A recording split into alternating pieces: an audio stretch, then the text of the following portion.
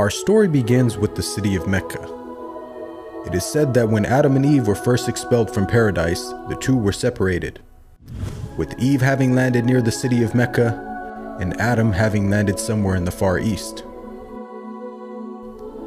After many years of searching for one another, Adam finally managed to make his way down through the Arabian Peninsula to Mecca, and it was at the top of Mount Arafat, just outside the city of Mecca, where the two were finally reunited.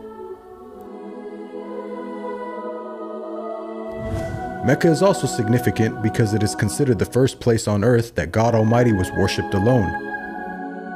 And so, it was at that very spot that Abraham and his son Ishmael built the first house of worship for God.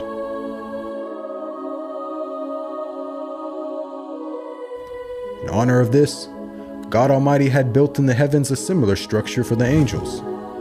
And it is said that every day, 70,000 angels come to that building to perform their prayers and then leave, intending never to return again.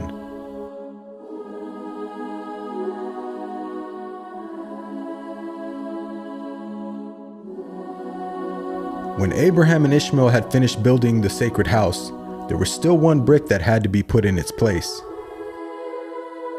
And so, Abraham sent his son Ishmael off to find a unique stone that he could put there.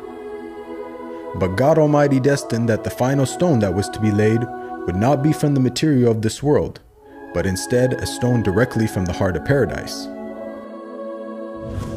The angel Gabriel then brought the stone down to Abraham, who proceeded to put it in its proper place. It is said that when the stone first came down, it was a pure white color. But due to the impurities of this world and the sinfulness of man, the stone slowly began to fade and eventually turned black. As time passed, the city began to develop, with the people of Mecca remaining upon pure monotheism, worshiping one God alone.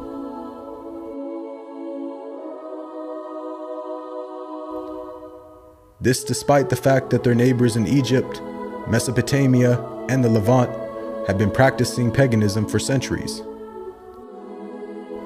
But this was all to change when a merchant by the name of Amr ibn Nuhay had decided to conduct his business outside of Mecca. Amr then proceeded to journey northwards until he reached the lands of Levant. There, Amr would witness for the first time things like modern architecture, advanced literature, and of course, the practice of paganism. Amr was so impressed by all that he had seen that before leaving, he asked if he could take one of the idols back home with him. The people agreed, and so Amr took the idol and placed it along with the other goods and merchandise in his caravan.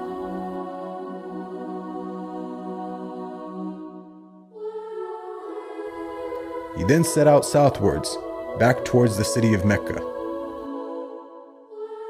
When Amr arrived back home, he immediately took the idol and placed it right in front of the sacred house. He then proceeded to tell the people that this was now going to be the God that they worship. Sadly, this concept faced little, if no resistance. And as time passed, the people began to worship more and more different idols, until it is said by the end of the 6th century, there were over 360 different idols surrounding the sacred house in Mecca.